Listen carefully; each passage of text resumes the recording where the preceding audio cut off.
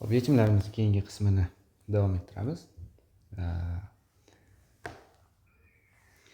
Akvalangchi 15 metr chuqurlikda o'pkasining 2 qismini havo bilan to'ldirib nafas oldi. Agar u nafas chiqarmasdan suv yuzasiga chiqsa, o'pkasi qanchalik kengayadi? Suvning zichligi 1,1 ko'paytirilgan 10^3 kilogramm taqsim metr kub bo'lib, akvalangchining o'pkasining umumiy hajmi 5 litrni tashkil etadi. Temperatura o'zgarmas.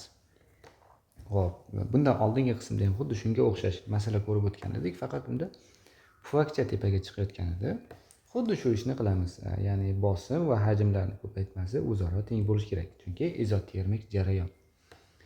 Suvni tubida turgan vaqti o'pkasidagi bosim ham gidrostatik bosim va atmosfera bosimlarining yig'indisi. Hajmi esa V1.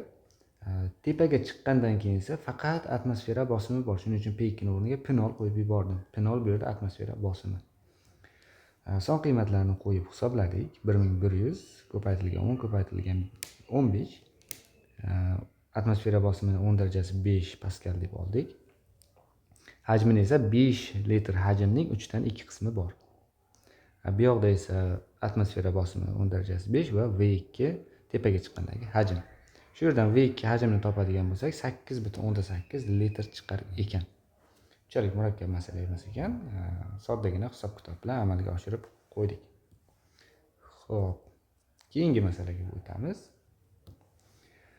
Gazni sovutish jarayonida harorati 127, mana bu yerda biri ham bor. 127 gradus Selsiyadan 7 gradus Selsiygacha tushdi. Demak, harorati dastlab 127 bo'lgan, keyin esa 7 bo'lib qolgan.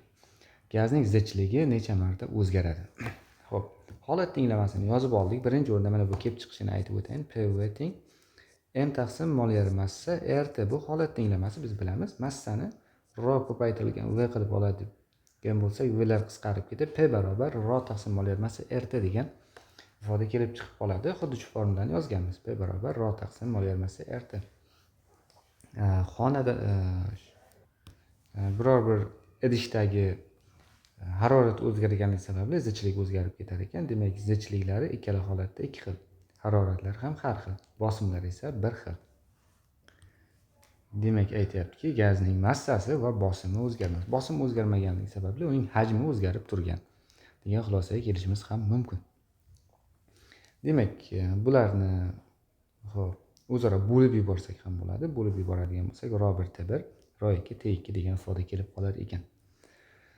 Xo'p, shu yerdan bizga r'larning nisbati necha marta o'zgarishi so'ralgan edi? ρ2 taqsim ρ1, demak T1 taqsim T2 ga. Bularni kelvinga o'tkazib hisoblaymiz. 400 taqsim 280. 40 ga qisqartirsak, demak 10 taqsim 7 degan javob chiqdi. Xo'sh, undan keyingi masalaga o'tamiz. O'lchami 5 metr, 6 metr va 3 metr bo'lgan xonada harorat 15 gradus Selsiyadan 25 gradus Selsiygacha ko'tarildi. Shu jarayonda xonadan chiqqan havo miqdorini aniqlang. Xo'p, bosim o'zgarmas, atmosfera bosimi saqlanadi. Havoning mol yer massasi, universal gaz doimiylarini bizga berib o'tyapti.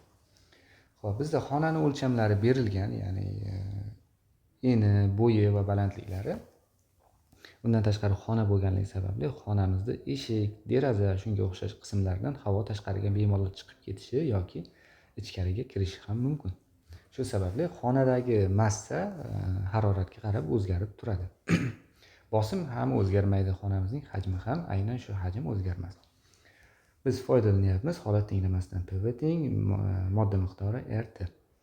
Xonamizda massa o'zgarib turgani uchun modda miqdorlari ikkala holatda ikki xil. Bosim, hajmlar esa o'zgarmas, universal gaz doimiysi ham bir xil. Birinchi va ikkinchi holatlarda haroratlar va mol yer massalarini har xil qilib indekslar bilan belgilab oldik va shundan foydalanib mol yer massalarini topdik. Modda miqdorini. Modda miqdorini topganimizda PV taqsim RT1, PV taqsim RT2 degan ifoda keldi. Demak, biz modda miqdorlari qanchaga o'zgarib qolganligini topadigan bo'lsak, o'zi bizdan ana shu narsa so'ralgan. Uni topishimiz uchun esa ayirmasini topishimiz kerak. Ne1 taqsim Ne2 ni. Bularni shunchaki tenglamalar sistemasini ayirib yuboramiz. Shunda PV taqsim RT1 minus PV taqsim RT2 bo'lishi kerak edi. PV taqsim R ikkalasida ham bo'lgani uchun tashqariga chiqarib oldik va 1 taqsim T1 minus 1 taqsim T2 ni soddalashtiradigan bo'lsak, mana bu ifoda kelib chiqadi. Son qiymatlarni shunday qo'yib hisoblaganimizda 130 mol chiqdi. Javobimizda taqriban yaqini 126, yaqin javob, lekin aniq hisoblaganda 130 chiqyapti. Demak, mana shu javobni belgilashimiz mumkin. Xo'p, keyingi masala yoki bu qismdagi masalamizning eng oxirgisi desak ham bo'ladi. Bu yechimlar Amirov Sarvar tomonidan tayyorlanyapti. Xo'p, masalamiz tini tiqin bilan yopilgan shisha ichida havoning bosimi 0.1 megapaskal bo'lib, harorati 7 gradus Selsiy. Tiqin uchib ketishi uchun havoni qanchaga qizdirish kerak? Hech qanday qizdirishsiz tiqinni 30 newton kuch bilan olib tashlash mumkin. Tiqinning yuzasi 2 santimetr kvadrat. Xo'p, bu masalada biroz aniqlik yetishmaydi deb hisoblayman. Nima desam, shartlarni, masalani berayotgan vaqt shartlarni aniq qo'ygan yaxshi. Chunki masalani yechayotgan odam jarayonni aniq tushunib tursa, unga fizik qonuniyatlarni oson qo'llashi mumkin bo'ladi. Hozir ba'zi bir aniqliklar yetishmaydi degan holatda ikki xil holat uchun yechim berdim. Ya'ni mana bu yerda chizmada bitta tiqin tiqilgan shisha idish ko'rsatilgan. Mana bu uchida qizil rangda ko'rsatilgan tiqin bor. Mana bu shishamiz atmosfera bosimi mavjud bo'lgan tashqi muhitda joylashganmi yoki tashqi muhit vakuum bo'lgan qismda joylashganmi? Shu narsani aniqroq aytsa yaxshi bo'lar edi.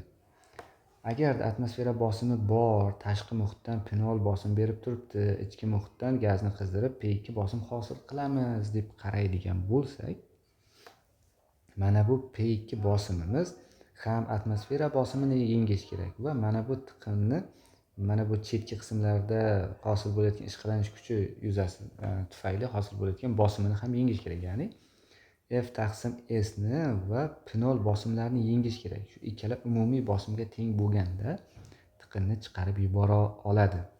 Atmosfera bosimi bo'lsa tashqi muhitni.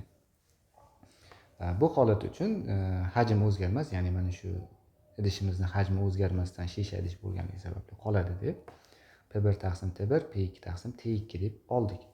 P1 ni shu yerdan T2 ni topadigan bo'lsak, T2 barobar mana bu P2 ni o'rniga mana buni qo'yib yuborganmiz va T2 ni ajratib topib oladigan bo'lsak, T2 barobar F taqsim S plus pinol taqsim P1 ko'paytirilgan T1.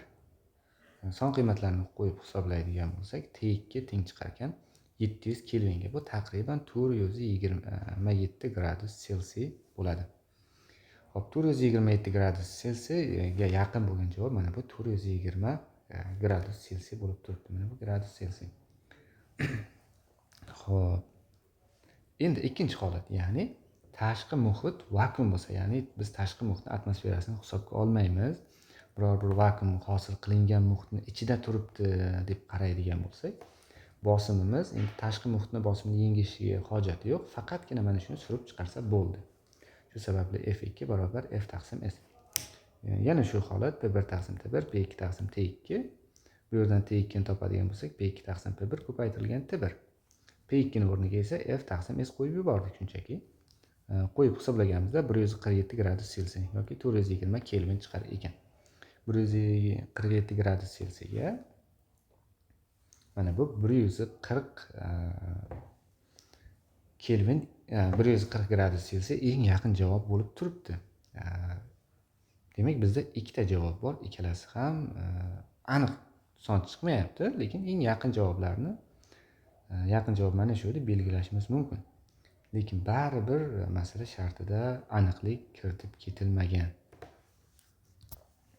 Xo'p, masalamizni mana bu qismida, ya'ni xo'p hech qanday qizdirishlarsiz tiqinni 30 newton kuch bilan olib tashlash mumkin degan shartga qarab ba'zi bir narsalarni taxmin qilishga harakat qilib ko'ramiz. Agarda mana bu yerda P1 bosimda turgan edi va hech qanday qizdirishlarsiz buni chiqarib tashlashimiz uchun 30 newton kerak bo'ladigan bo'lsa, keyingi holatdagi mana shu P1 plus delta P bosimni mana shu delta P qandaydir P qancha qizdirganimizda qo'shilayotgan bosim delta P ikkalasi umumiy P2 ni hosil qiladi deb qarab, mana shu ikkalasi endi birgalikda, ya'ni delta P qo'shilgandan keyin F taqsim S bosimni yuzaga keltirish kerak, ya'ni F kuch hosil qilib ana shu tiqinni chiqarib yuborish kerak deb qaraydigan bo'lsak, va mana shu narsa bizda P2 keyingi holatdagi, ya'ni tiqinni chiqarib yuborayotgan vaqtdagi P2 ga mos kelib qoladi. Shu tomonlama P2 mizning o'zi F taqsim S ga mos kelib qolyapti. Shu sababli F taqsim S ni qo'yib, mana bu shart bo'yicha bajarsak bo'ladi. Nisbatan yaqinroq usul mana shu, chunki aynan mana shu aytib ketgan shart uchun, ya'ni hech qanday qizdirishlarsiz tiqinni 30 newton kuch bilan olib tashlash mumkin. Ya'ni hech qanaqa qizdirmagan holatda tashqi bosim bor bo'lsa bor, yo'q bo'lsa yo'q, bor bo'lsa agar bor bo'lib turibdi va ichki bosim ham bor, shu holatda chiqarib tashlashimiz uchun 30 newton kerak bo'lyapti degan mantiq bilan ishlab ko'radigan bo'lsak, yaqinroq javob mana shu 147 gradus Selsiyga mos kelyapti. Lekin nisbatan aniqroq aytib ketsa yaxshi bo'lardi deb o'ylayman. Mana shu mantiqga, ya'ni mana shu berilgan shartga asosan biz 140 ni tanlaymiz. O'zi aslida javob 140 emas, 147 chiqyapti. Bu yoqdagi 140 ni tanlab turamiz.